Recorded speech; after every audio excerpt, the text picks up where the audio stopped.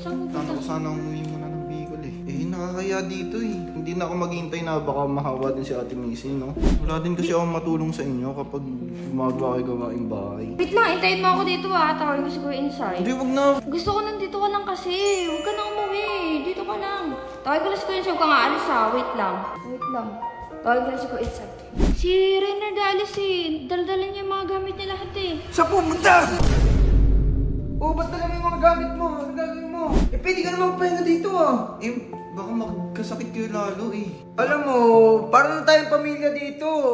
Kung yun lang iniisip mo, huwag mo kami isipin. Okay lang ba sa inyo magpahinga? Oo, magpagaling ka na. Bilis. Walang problema, matulog ka. Bumalik ka na sa kwarto mo.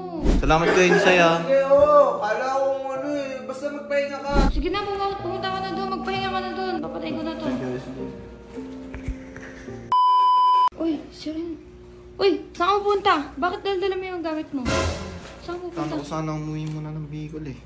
Bakit? Ba't ka uuwi? Anong meron? Eh, nakakaya dito eh.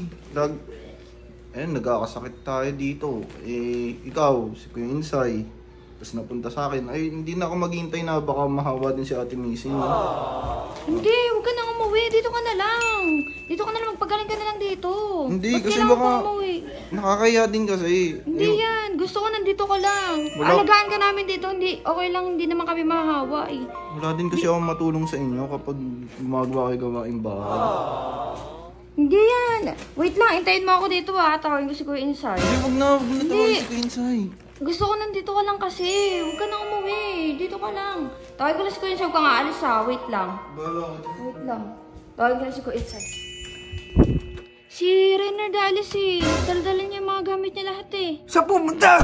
Alis daw siya. Uwi na sa Bicol. Renard! Uy, saan ka pupunta? Oh, ba't dala mo yung mga gamit mo? Ano gagawin mo? Hindi, Kuya Insay. Magpapahinga lang sana ako sa Bicol eh. Eh, pwede ka naman pahinga dito ah. Eh, baka magkasakit kayo lalo eh. Naghahawa-hawa. Dito ka na lang kasi. Tingin mo ba, ilang oras yung biyahe papuntang Bicol, tapos makakapagpahinga ka ba nun? Hindi, Kuya Insay. Okay lang naman ako. Eh, iniisip ko kayo lang din naman. Alam mo, parang na tayong pamilya dito. Kung yun lang iniisip mo, huwag mo kami isipin. Kung magkakasakit. Pero iiwasan naman natin yun. Tsaka, kailangan mong magpahinga, hindi para umuwi. Kuya Insay, alam mo, nahiya na din kasi ako sa inyo eh. Huwag ka na mahiya.